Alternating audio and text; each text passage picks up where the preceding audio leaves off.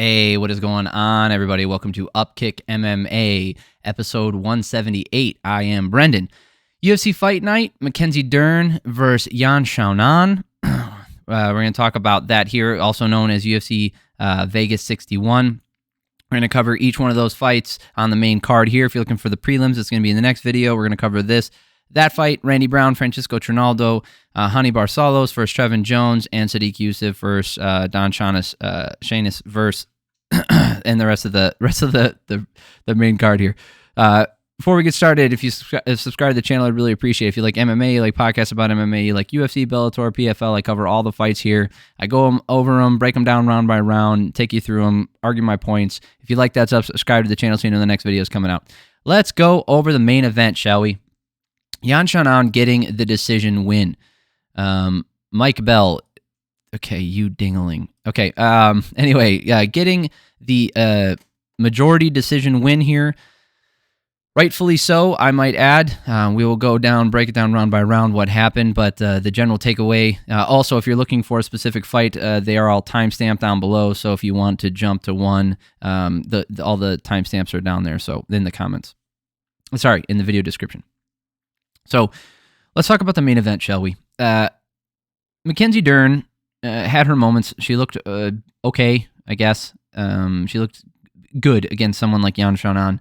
I've had my doubts, and I've been a pretty big naysayer of Dern, and I think she's gotten kind of a leg up for many reasons, not the least of which is, the UFC pushing a narrative with her. But this fight was Jan's. It was Jan's to lose, pretty much. She had a big advantage. You can see one of the moments here where Mackenzie Dern did have good position. She was able to do stuff. But if you watch the exchanges when they're on the feet, which is how the fight starts, Dern pretty much lost all of those. And her ability to get it to the ground is not what it needs to be. She has some weird tendencies that she likes to do, including pulling guard and butt scooting on the ground and trying to grab a leg. It's not the best thing to look or to watch, and I understand that that's her wheelhouse, and she really wants to be on the ground. But when Jan was down there for a lot of the times, she kind of did fine down there. So, first round, Jan really needed to keep distance and land some volume. We want to look at the first round striking numbers 28-16 in favor of Xiaonan.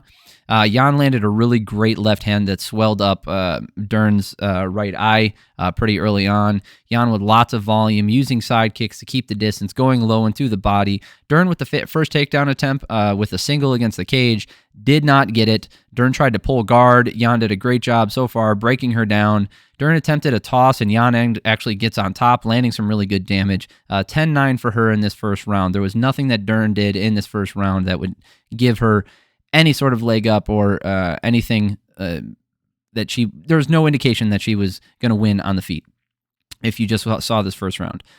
Second round here. Okay, so Dern spent the last minute, first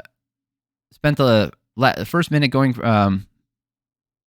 for submissions and probably taking, in that second round, Dern spent the last minute going for submissions, probably taking that round. Lots of dead time in the middle, not a lot going on because she did get control and she did get on top of, she got really good control, and the damage should go to Jan. Now, if you look at the striking numbers, Dern was ahead 9-8, but the bigger shots came on the feet from Xiaonan.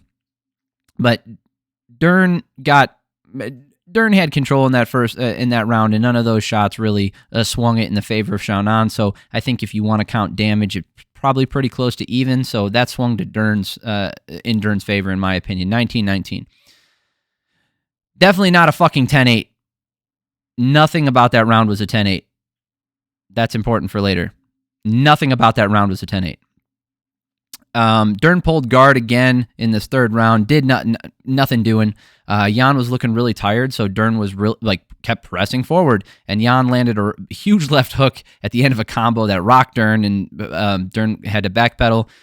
Jan landed a great right hand and kept throwing those low kicks. A huge round for Xiaonan. So the striking numbers 32-18 in favor of Xiaonan.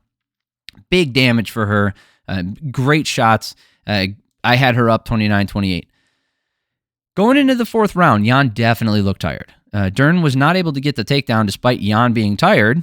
So not a good indicator. Like I said at the top of this, Jan landed right hands over and over, snapping Dern's head back. Dern's strategy is walk forward, eat shots, and hopefully get it to the ground. And I say hopefully, meaning she is hoping that her opponent makes some sort of mistake or, wants to engage a little bit on the ground, because her wrestling ability is not there. Her forward takedown attempts were not there. She does a lot of the stuff that other females do, but it did not work against Jan.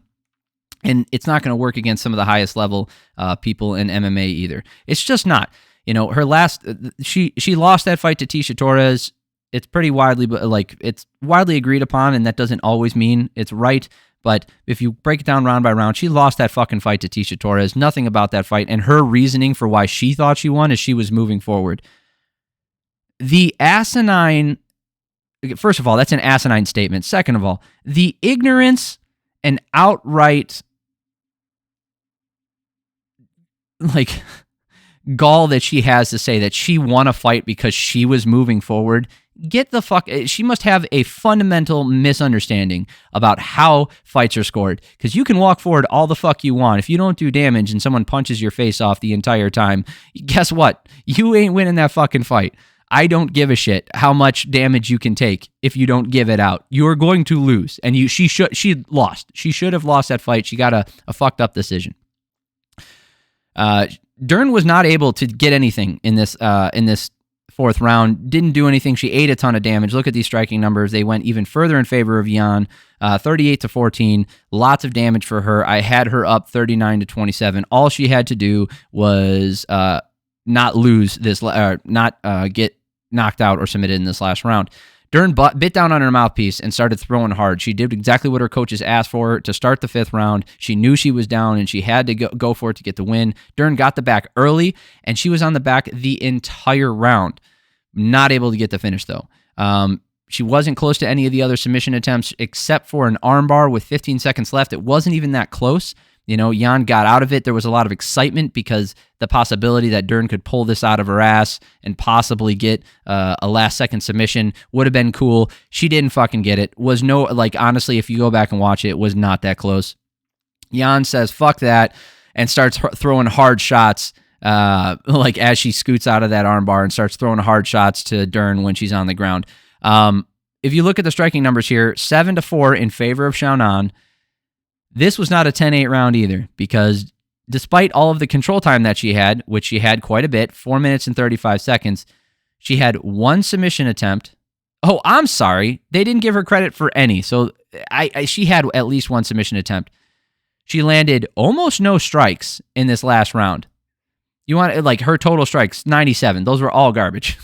And Xiaonan landed real significant strikes near the end of this round. That's not a 10-8. If Dern held her there, I could possibly see you giving it a 10-8 because Xiaonan did nothing, but because she got out and with those last couple seconds. So Mike Bell, I think he got this one wrong. Sal D'Amato and Camijo here, I think they got it right.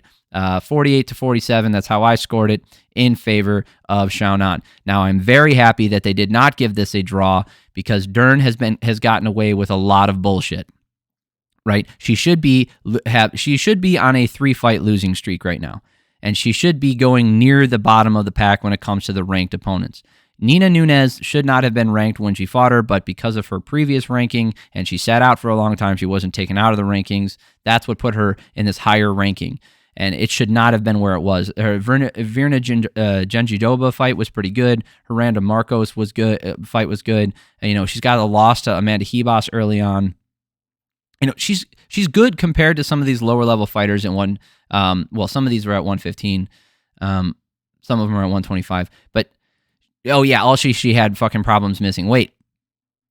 But if you look at how she matches up, I think she matches up really well with Carla Esparza, and I think she can beat Carla Esparza, and that's the problem. Had she won this fight against Xiaonan, I could see them pushing the narrative that she needs a title shot because she beat Tecia Torres and she beat Yan Xiaonan. Bullshit. No, she fucking didn't.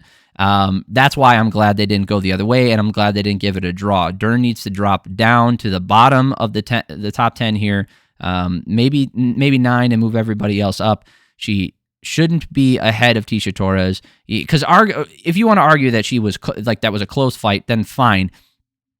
But Based off this performance, no. This was a one-sided fight for the 3 rounds that were won, and then it was one-sided in her favor for 1 round.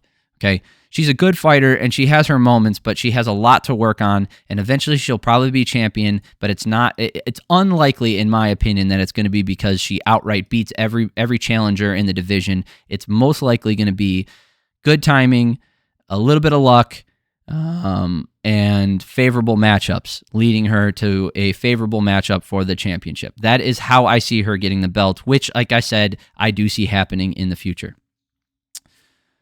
Okie dokie here. Let's talk about Randy Rude Boy Brown versus Francisco Trinaldo. Not a good performance for Brown, to be honest with you. I get it. You know, Trinaldo's a tough vet, and you know he's kind of scary when he hits hard the way he does. I get that stuff, but not a good performance for Brown here. He had moments and he did really well. It's just based off of what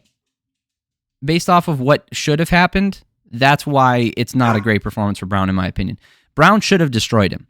Trinaldo was going after the legs because of the crazy reach advantage, and he was landing really good leg kicks in this first round. In this first round, Trinaldo landed 5 really hard leg kicks, and the striking numbers were in favor of Brown. Okay, obviously, but they were more poking, prodding shots than they were hard strikes. But until Brown dropped him with a right hand, and then Brown grabbed the fence, stopping a takedown in this first round, but no point deduction happened. There was no warning, and the only people who caught it were the commentary team. So Trinaldo got a high-altitude takedown right after that and went for an armbar, but Brown ends the round going for a Darce. It was a really, in my opinion, I thought it was a close round after the knockdown, but the knockdown swung it in favor of Brown. Now, had Trinaldo got that takedown that he first attempted, who knows? Maybe he would have been able to control Brown on the ground, but we can only speculate. That doesn't help us here. A point should have been taken, or position should have been taken away from him. I went on a rant about this last week. This was fucking bullshit. It's horrible. The fact that Randy Brown got away with that, the fact that people get away with that stuff, should tell you how much bullshit when it comes to the subjectivity when it comes to breaking the rules. I broke this down. I don't want to talk about it anymore. It really pisses me off. That being said, Randy Brown did win that first round based off of everything that happened. More damage. Good round for him. Second round. Brown kind of looks like crap. Even if he got the win, I felt like he just wasn't letting go the way he could have. Trinaldo was landing hard leg kicks, and he landed a really big left hand. Brown's shots are mostly jab and poking kicks. Okay? Trinaldo also got the back in the clinch against the fence for the last 30 seconds. Here's the thing. In this second round, the striking numbers are in favor of Brown. But like I said, if you go by damage, Trinaldo did land bigger shots. They were harder shots, and I don't think Brown's volume outdid what Trinaldo did with the amount of damage, right? And like we said, like they've said, the cumulative damage is scored less than immediate damage. So all other things being equal, amount of damage, 0 to 100, let's say a damage is 50. If you do 10 shots that do 50 damage total, and he does 1 shot that does 50 damage total, that 1 shot is worth more points because it has a better opportunity to finish the fight. Therefore, it's scored more favorably as far as damage goes. And in the second round, following that criteria, if you look at the total striking numbers as well, they're pretty close, 22 to 25. Some of those things from Brown, you can count them as significant strikes, but like I said, they're poking, prodding shots. None of those were as damaging as the ones that Trinaldo landed in this round, and Trinaldo had control time. So even if you want to make the argument that the damage is equal, Trinaldo was the one who had grappling control for the last 50 seconds of the round. So, I gave the second round to Trinaldo. Last round, so I had it 19-19. Brown poking with kicks again, keeping the distance well, but then got dropped with a calf kick. Trinaldo landed decent elbows on the ground, digging punches to the body. Brown spent the whole last round on his back, and I had, that last round has to go to Trinaldo, obviously. And that second round, everybody dismissed it. I implore you to go back and watch it if you really disagree with me, you think I'm out of my mind. Trinaldo had an argument for winning that second round, and I actually gave this fight to Trinaldo 29-28. I think one of the judges actually gave it, no, they all gave it 29-28. Good. They did not give it 30-27. Randy Brown's a good fighter, and that's why I'm being like more harsh than I think you might think is fair. But Randy Brown's a very good fighter. He's giant for the division. He has insane skill, hits hard, good grappling. As far as like Trinaldo goes, this should not have been a close fight, and it was. It was a very close fight in my opinion, and I actually gave it to Trinaldo. So it was close. So it's not like I don't think it's like they got it horribly wrong or anything. I just don't think they were looking at what I was looking at. Xiaonan Barcelos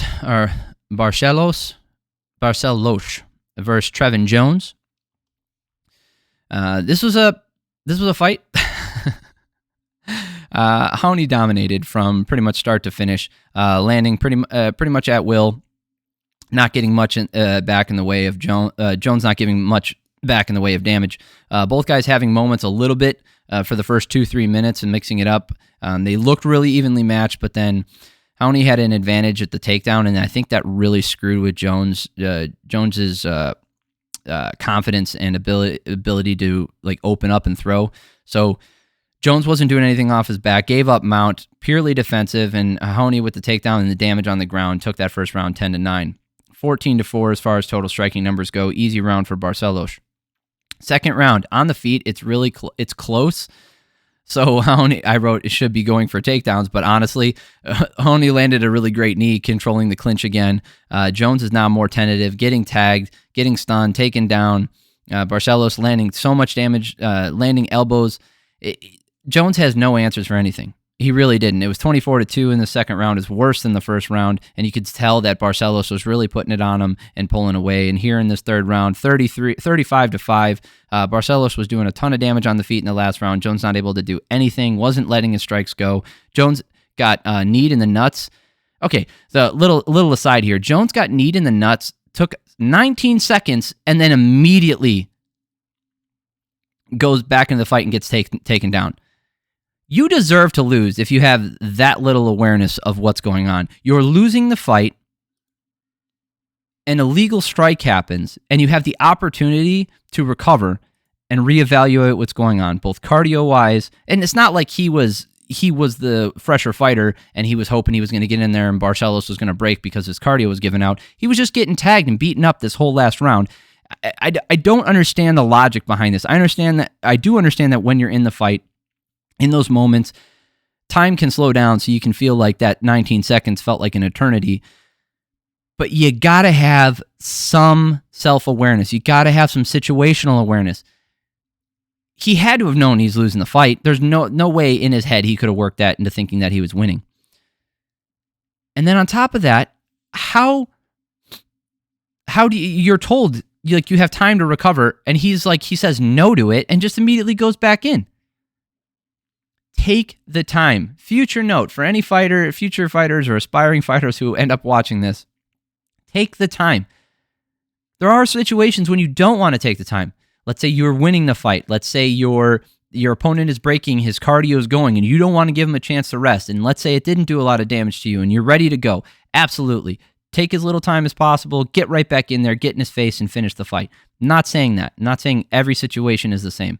Saying have some situational awareness. Understand where you are, where the fight is, and what's going on. If you have the opportunity to take some rest, to evaluate what's happening, do it. 19 seconds, the dude deserved to lose. 19 seconds. He deserved to lose. You know, having that little situational awareness, a little understanding, self-awareness, that guy, like, you deserve to lose if you make a decision like that. It's just as bad as holding your face and getting it punched and not doing anything. Sodiq Yusuff versus Shainis. Shameless Shainis. This one was fast. Shainis stepped up on short notice. I don't think he's supposed to be in this weight class anyway. He stepped up on really short notice. Sodiq Yusuff was supposed to finish this fight. I wrote down Don should get destroyed, and stepping up on Sodiq is way above his level. Sodiq got the plum, landed a knee, and then got the guillotine within 30 seconds. Great performance by Sodiq Yusuff. The guy's good. I can't give you anything from this fight. There's nothing we learned from it. He beat a guy he was supposed to beat. He beat him fast, so we can't even evaluate any sort of like technique or anything like that. It just happened so fast. So good win for Sodiq. It's a W on the board. He won when he was supposed to win. All right, last fight on the main card here. Mike Davis versus Viacheslav Borshchev. Slava Claus here. This was a fun fight. But it was pretty much one-way. I think it was pretty much one-way traffic. This guy does have a... Here, hold on here. He does have a look about him. Look at that guy.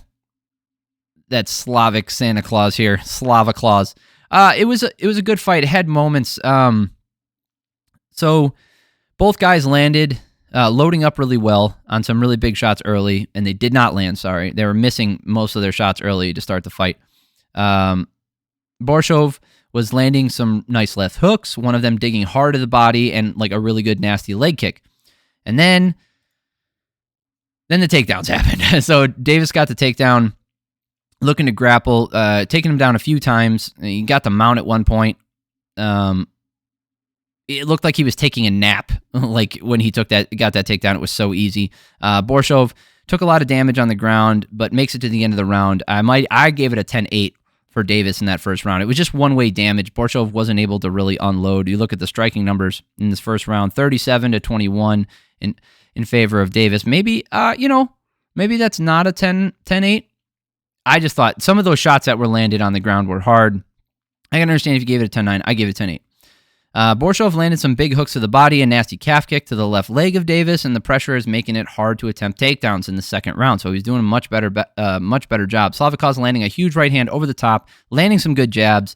Davis got another takedown, lifting the leg, getting the dump, but Borshchev got right back up and then back down and mounted. I know that Davis got the takedown and landed a couple elbows there, but Borshchev landed way more damage leading up to that point. So I actually gave that second round to Borshchev. If you look at the striking numbers here, they do play that out, 26-20 in favor of Borshchev. And that means I have it 19-18 in favor of Davis. So I still had him up because of that 10-8 round in the first. Davis kind of looks sluggish, and he's kind of getting picked apart on the feet. Borshchev might have busted the right orbital bone of Davis with a left hand. He landed some nasty inside leg kicks, but then Davis got the takedown and spent the rest of the round on top. Not doing a lot of damage. And if you look at the total striking numbers, Borshchev landed 16, Davis only landed 8. So that nearly 2 minutes and 53 seconds of control time on top for Mike Davis. I gave it to Davis. That's how I saw it. That last round, I don't think Borshchev landed enough damage leading up to it, and there was so much control time. I had it 29-27 in favor of Davis. Now, the scoring was a little weird. Not really. Mike Bell and Adelaide Bird both had a 10-8 round in that first, like I did. That's fine. And then Doug Crosby saw the second round the way I saw it, giving Borshchev that second round. I agree with the judges on different points. So nobody saw it exactly how I saw it, but I kind of combined how the judges saw it here. Giving Borshchev the second round, but giving Mike Davis that 10-8 in the first round. So good win for Davis is how I saw it. I did not see, like, the 30-26. I mean, if you give that, like the 10-8 round in the first, but that second round, man, you're not going to give that round to Borshchev because he got controlled for 217. But those striking numbers, I guess, that second round was technically closer, but I think he did more damage. Like, that's what I'm saying is, these 20 shots from Mike Davis were not as damaging or did nearly as much damage as Borshchev's did, and he did land 26 of them. So that's why I gave him that second round. I felt like the damage he did leading up to the takedown gave him that round. But Borshchev really needs to learn how to defend the fucking takedown, man. He wants to be successful in MMA in general, but especially in the UFC at a consistent level. I think he did a decent job at points in this. Once he got down to the ground, reversing and trying to get back up, but his initial takedown attempts or takedown defense needs improvement. And I know he's working with Team Alpha Male, and this is his first fight with Team Alpha Male, so possibly going forward we can see some improvements there. But he's got some crazy skills, really good punching power, but in his last two fights he was just taken down and controlled down there. So there's a path. The path to victory against Borshchev is already laid out for you. Get the takedown, keep him down there. So if he can rewrite that narrative or make it less appealing to people by making them work harder, possibly damaging them on the way in, I think his future in the UFC could be pretty good. I really do. He's got a lot of talent, and he's awkward. He hits hard. It's hard to fight against him, but if you know your path to victory is a takedown, everybody's going to take it. That's the way it is, because he's also not a threat off his back for submissions. All right, that is it for the main card. If you're looking for the prelims, that's going to be on the next one. If you're looking for Bellator, that's the previous 2 videos before that one. So if you like MMA, if you made it this far in the video, go ahead and subscribe to the channel. I put out 2 or 3 videos a week breaking down fights in the major organizations. I appreciate you guys for stopping by. If this is the only video you watch this week, I totally understand. It means a lot to me that you spent time here. Thank you for your time. I hope you have an amazing week, and I love y'all.